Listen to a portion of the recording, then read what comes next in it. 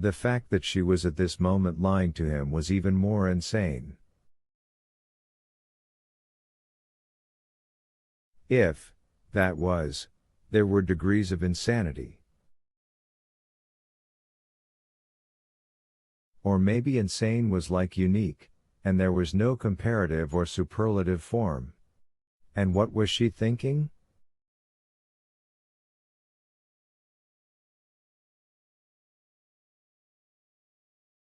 In God's name, what? But he was talking, and she had no idea what he just said. Run that past me again. I was reaching for the tea.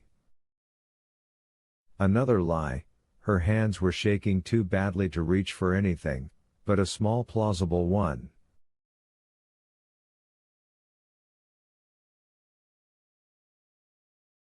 And her voice wasn't shaking. At least she didn't think it was. I said, "What got that going?" Donnie called and asked after his sister. It got me thinking about mine. I went out and walked around for a while. I got sniffling, although some of that was just the cold. You probably heard it in my voice. Yep, right away, he said. Listen, I should skip Burlington tomorrow and come back home. She almost cried out no, but that would be exactly the wrong thing to do. That might get him on the road at first light, all solicitude.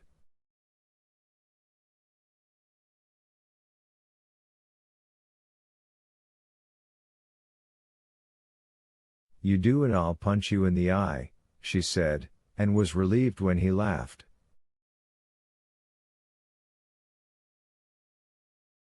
Charlie Frady told you that estate sale in Burlington was worth going to, and his contacts are good.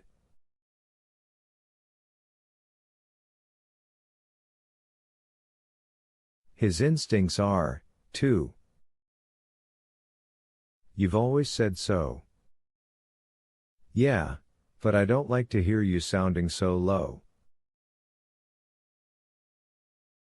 That he had known, and at once, that something was wrong with her was bad.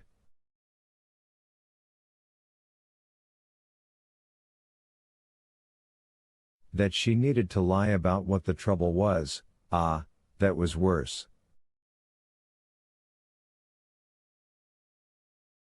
She closed her eyes, saw bad bitch Brenda screaming inside the black hood, and opened them again.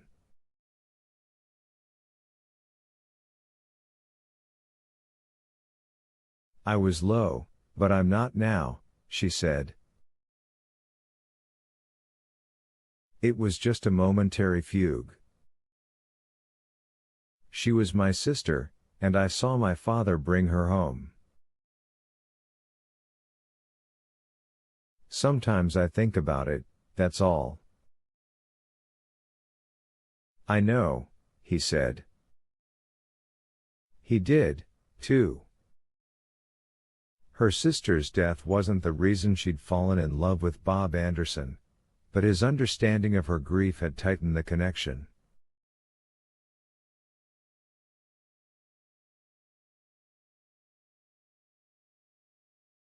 Brandolyn Madsen had been struck and killed by a drunk snowmobiler while she was out cross-country skiing.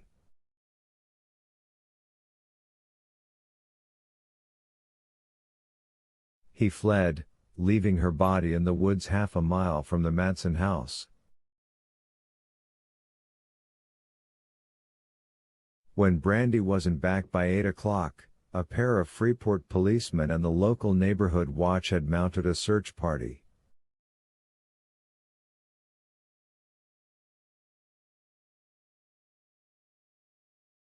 It was Darcy's father who found her body and carried it home through half a mile of pine woods.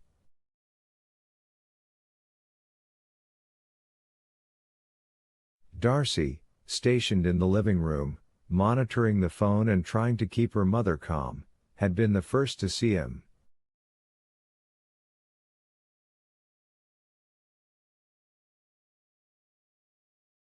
He came walking up the lawn under the harsh glare of a full winter moon with his breath puffing out in white clouds.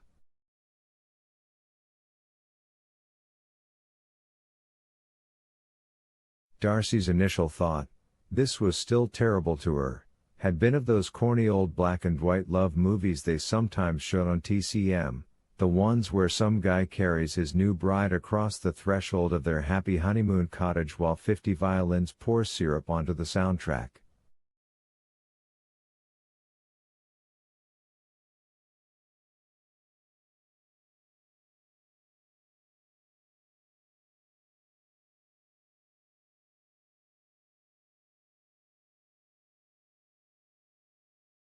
Bob Anderson, Darcy had discovered, could relate in a way many people could not.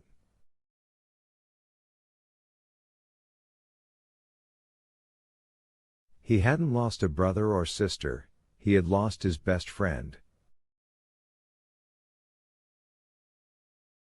The boy had darted out into the road to grab an errant throw during a game of pickup baseball, not Bob's throw, at least, no baseball player.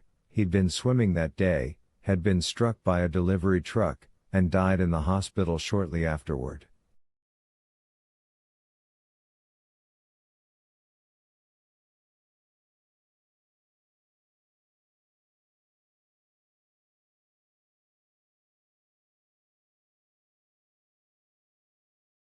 This coincidence of old sorrows wasn't the only thing that made their pairing seem special to her, but it was the one that made it feel somehow mystical, not a coincidence but a planned thing.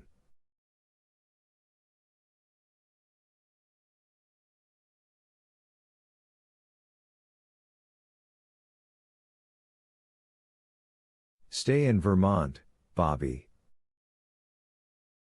Go to the estate sale. I love you for being concerned, but if you come running home, I'll feel like a kid. Then I'll be mad.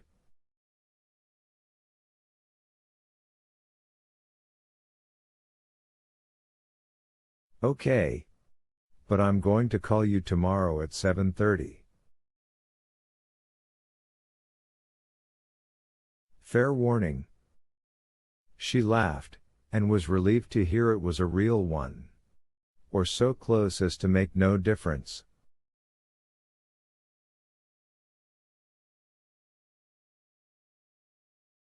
And why shouldn't she be allowed a real laugh?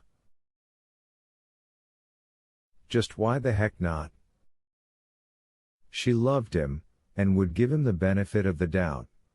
Of every doubt.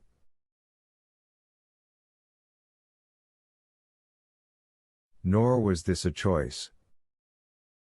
You could not turn off love, even the rather absent, sometimes taken for granted love of 27 years, the way you'd turn off a faucet.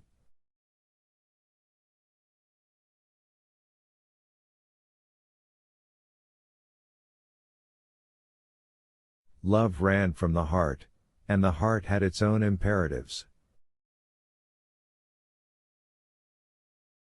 Bobby, you always call at 7:30. Guilty as charged.